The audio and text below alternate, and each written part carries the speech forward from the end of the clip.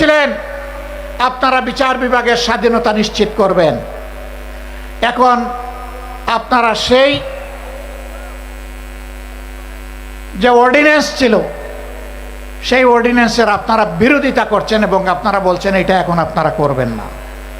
তার মানে বিচার বিভাগকে নিজেদের হাতের মুঠায় রেখে আগামী দিনে আপনাদের আকাম কুকামের প্রতিবাদ যখন জনগণ করবে তখন সেই বিচার বিভাগকে অতীতের ফ্যাসিবাদী কায়দায় জনগণের বিরুদ্ধে আপনারা কাজে লাগাতে চান।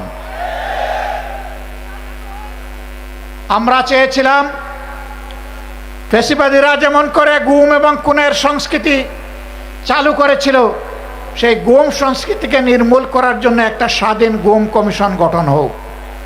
আপনারা তার বিরোধিতা করছেন। আপনারা স্বাধীন মানবাধিকার কমিশন আপনারা মানছেন না। আপনারা একটা নিরপেক্ষ কমিশনের মাধ্যমে পিএসসির নিয়োগ আপনারা মানবেন না। আপনারা উল্টা পথে চলছেন। আপনারা মনে রাখবেন যেই পথ ধরে স্বৈরাচার চলেছিল একই পথ ধরে আপনারাও হাঁটছেন। স্বৈরাচারের যে পরিণতি অতীতে হয়েছে আপনাদের পরিণতি ভিন্ন হবে না যদি এই পথ থেকে আপনারা ফিরে না আসেন। এই সংসদের মেয়াদ মাত্র গেল 2.5 মাস। আমরা চাইনি এখনই আপনাদেরকে শক্ত করে ধরতে আমরা সুযোগ দিতে চেয়েছি যে আপনারা আপনাদের ভুলকে সংশোধন করুন। মনে রাখবেন আমাদের এই উদারতা যেন কোনো দুর্বলতা হিসেবে আপনাদের কাছে ধরা না দেয়। ভালো কাজ করবেন, আমরা পানির মতো তরল। মন্দ এবং অন্যায় কাজ করবেন, জনগণের বিরুদ্ধে অবস্থান নেবেন, আমরা ইস্পাতের চাইতেও কঠিন হয়ে দাঁড়াবো সেদিন।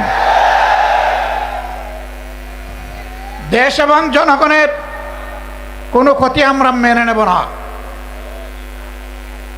আপনাদের নেতা বলেছিলেন দুর্নীতিকে টুটি চেপে ধরবেন। আপনারা ক্ষমতায় এসেই বললেন যদি সমঝোতার ভিত্তিতে কিছু নেওয়া হয় এটা চাঁদা হবে না। ধিক্কার জানাই।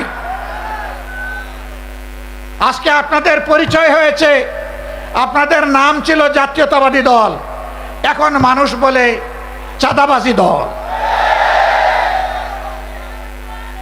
একজন চাঁদাবাজকেও আপনারা কবজায় আনেন নাই। জনগণ বিশ্বাস করতে বাধ্য হবে মাথা থেকে পায়ের পাতা সবাই চাঁদাবাজ। নাইলে কেন চাঁদাবাজি বন্ধ হচ্ছে না? সব জায়গায় কেন দুর্নীতির মহা উৎসব চলছে? গায়ের জুড়ে সব জায়গায় রাজনৈতিক দখলবাজি কেন চলছে? বাংলাদেশ ব্যাংকের মতো সেন্ট্রাল ব্যাংকের জায়গাটাও আপনারা ঠিক রাখলেন না। সেখানে একজন দলখানা লোককে আপনারা, অযোগ্য লোককে আপনারা বসাই দিলেন।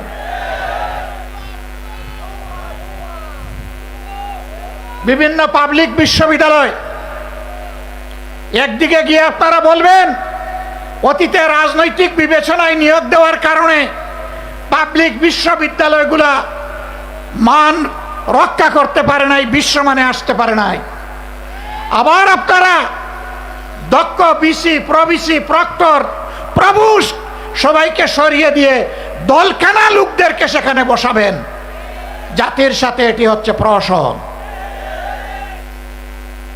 এই অবস্থা যদি অব্যাহত থাকে, প্রশাসনে যদি নিবেদিত প্রাণ দেশপ্রেমিক দক্ষ যোগ্য মানুষদেরকে তালপট্টিতে খাল বিলে পাঠিয়ে দলখানাদেরকে যদি অযোগ্য জায়গায় বসানো হয়, মনে রাখবেন এর খেসারত শুধু জাতি দিবে না, এর আগে আপনাদেরকে দিতে হবে। আমরা প্রত্যেকটি বিষয়ে কথা বলবো, আমরা কাউকে ছেড়ে কথা বলবো না। সংসদে লড়াই করব যাতে জাতির দাবিগুলো শান্তিপূর্ণভাবে আদায় হয়। যেখানে স্পিকারের অনুমতি নিয়ে কথা বলা লাগে, কিন্তু সেখানে যদি কথা বলতে দেওয়া না হয়, অথবা আমরা যদি জাতীয় সমস্যার সমাধান সেখানে খুঁজে না পাই, তাহলে আমরা ওখানে চলে আসব যেখানে কথা বলার জন্য স্পিকারের কোনো অনুমতি লাগবে না। আমরা তখন জনগণের পার্লামেন্টে চলে আসব। সম্মানিত ভাইয়েরা, আমি আপনাদেরকে অনুরোধ করব এই দেশ কোনো দলের নয়, গোষ্ঠীর নয়, পরিবারের নয়। এই দেশ 20 কোটি মানুষের। আমাদের সকলকে এক একজন সাচ্চা পাহারাদার হয়ে দাঁড়াতে হবে। অন্যায়ের বিরুদ্ধে এক একজন যোদ্ধার ভূমিকায় অবতীর্ণ হতে হবে। অন্যায় ও সত্যের বিরুদ্ধে লড়াইয়ে অবতীর্ণ হতে হবে। কেউ আমার অধিকার দয়া করে আমার পকেটে এনে দেবে না। লড়াই করে অধিকার আদায় করব ইনশাআল্লাহ। কাউকে ছাড় দিয়ে কথা বলা হবে না। আমাদেরকে মাঝে মাঝে চোখ রাঙানো হয়। কেউ কেউ বলেন যে যদি আপনারা এই করেন ওই করেন তাইলে আগামীতে এ হবে ওই হবে। বন্ধু, ভয় দেখাবেন না। যাদের নেতারা হাসতে হাসতে ফাঁসির তক্তার উপরে দাঁড়াতে পারে তাদেরকে কোনো কিছুর ভয় দেখাবেন না। আমাদের নেতৃবৃন্দ রাস্তা রচনা করে গিয়েছেন, জনগণের মুক্তির রাস্তা। এই রাস্তা ধরে আমরা চলতেই থাকব। পার্শ্ববর্তী দেশ আমাদের প্রতিবেশীকে সম্মান করি। আমরা চাই আপনারা শান্তিতে থাকুন। আমরা চাই আপনাদের দেশের ভিতরে মানবিক পরিবেশ তৈরি হোক। আমরা চাই না ধর্মের ভিত্তিতে সেখানে বিভাজন এবং অশান্তি হোক। কিন্তু আমরা দেখতে পাচ্ছি সেখানে শুধু মুসলিম নামের পরিচয় মানুষকে নাজেহাল করা হচ্ছে, আর বাংলাদেশের দিকে লাল চোখ দেখানো হচ্ছে। বন্ধু, এটা তিতুমিরের বাংলাদেশ, হাজী শরীয়তুল্লাহর বাংলাদেশ, শাহ মখদুমের বাংলাদেশ। এই বাংলাদেশের দিকে চোখ রাঙাবেন না, হুমকি ধমকি দিবেন না। আমরা চাই আমরাও শান্তিতে থাকি, আমরা চাই আপনারাও শান্তিতে থাকুন। আমাদের শান্তি নিয়ে টান দিলে কারো শান্তিই থাকবে না। আমরা বিশ্ব সম্প্রদায়ের প্রতি আহ্বান জানাবো, এখন সেখানে যে মানবিক বিপর্যয় চলছে, আমরা এই ব্যাপারে আপনাদের বক্তব্য জানতে চাই, আপনাদের পদক্ষেপ দেখতে চাই। এই বিপর্যয় বন্ধ হোক। আমরা বাংলাদেশে কোনো সাম্প্রদায়িক অশান্তি সৃষ্টি করতে কাউকে দেব না। এই দেশ মুসলমান, হিন্দু, বৌদ্ধ, খ্রিস্টান সকলের। এদেশে যারাই জন্মগ্রহণ করবে তারা সমান মর্যাদার ভিত্তিতে নাগরিক অধিকার ভোগ করবে। এটাই বাংলাদেশের ঐতিহ্য। আমরা যে কোনো মূল্যে এই ঐতিহ্য রক্ষা করব ইনশাআল্লাহ। আমাদের ঐতিহ্যের দিকে কেউ যেন কালো হাত এবং নখর না বাড়ায়। যদি বাড়ায় তাহলে 20 কোটি মানুষের 40 কোটি হাত তা রুখে দেবে ইনশাআল্লাহ। সম্মানিত ভাইয়েরা, এখন দেশের অতীতের যে সমস্ত ক্ষতি হয়েছে, অর্থনীতি বিধ্বস্ত হয়ে কর্পোরেশন লুটপাট করে শেষ করে দেওয়া হয়েছে, আমাদের যুবকরা বেকার, দিন দিন বেকারের মিছিল বেড়ে যাচ্ছে। এগুলার সমাধান কিভাবে হবে তাই নিয়ে চর্চা হবে সংসদে। আশ্চর্যের ব্যাপার, এখন চর্চা হয় 55 বছর আগে কে কি ছিল না ছিল বাহাদুরি দেখানোর। যার যে ভূমিকা ছিল আমরা তার জন্য স্যালিউট জানাই।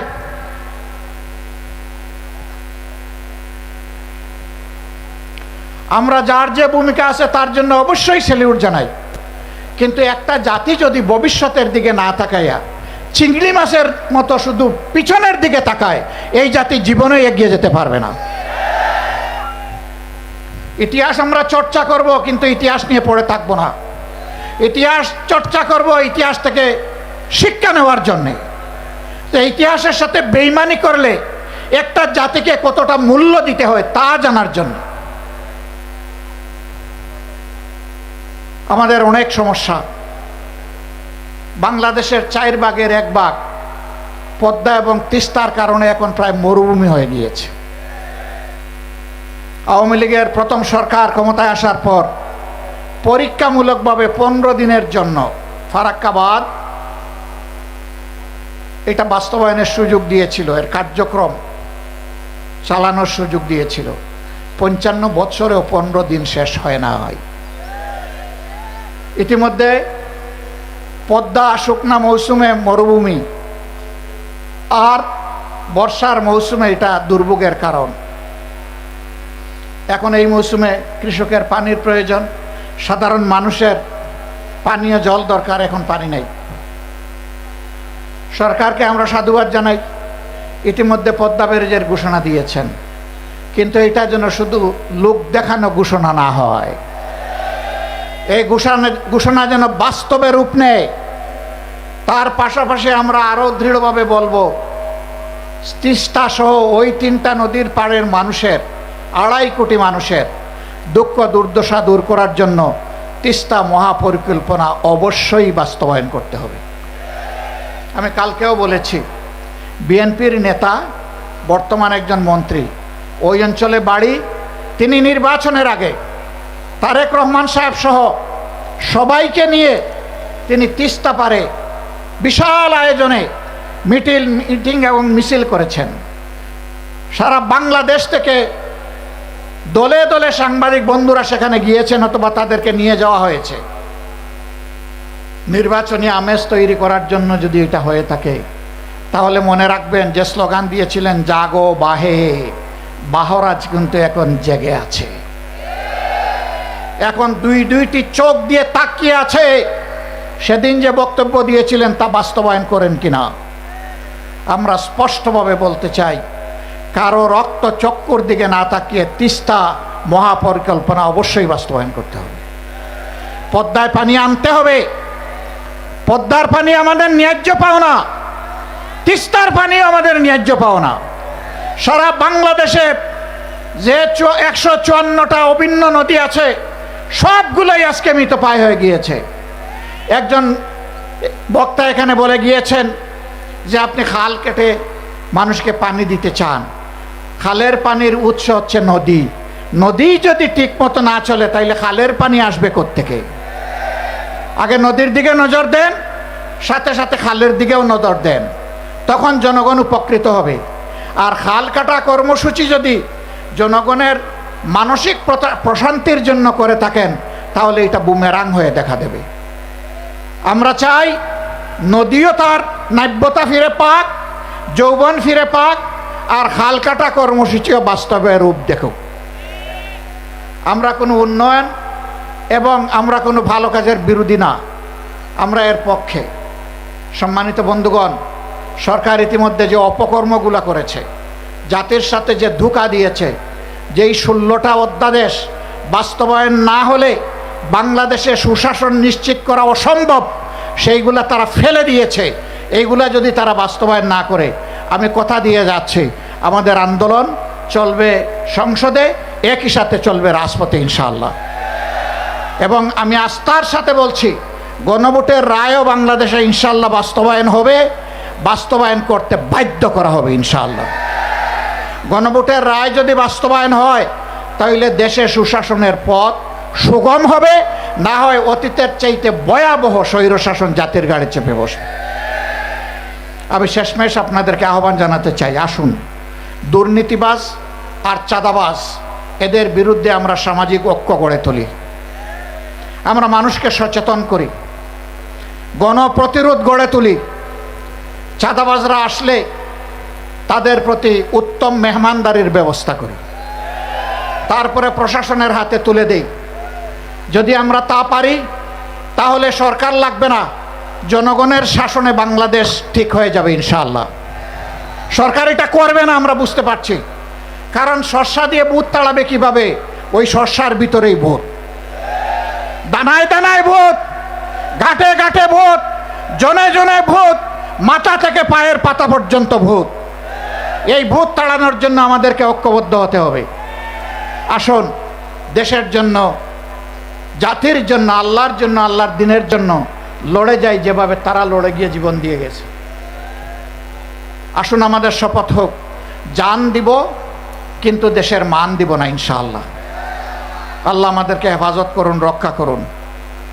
আজকের এই জনসভা সফল করার জন্য 11 দলের পক্ষ থেকে আমিও আপনাদের সকলকে আন্তরিক কৃতজ্ঞতা জানাচ্ছি, ধন্যবাদ জ্ঞাপন করছি। আজকে আমাদের সহকর্মীরা এখানে নেতৃবৃন্দ যে বক্তব্য দিয়েছেন, সেই বক্তব্যগুলো বুকে ধারণ করে আসুন এই সমাজ বদলে দেওয়ার জন্য আমরা এগিয়ে যাই। আল্লাহ হাফিজ। বাংলাদেশ জিন্দাবাদ, 11 দলীয় ঐক্য জিন্দাবাদ, বাংলাদেশ জামাতে ইসলামী জিন্দাবাদ। আসসালামু আলাইকুম ওয়া রাহমাতুল্লাহ। নারে তাকবীর, নারে তাকবীর। ইনকিলাব ইনকিলাব, জিন্দাবাদ জিন্দাবাদ।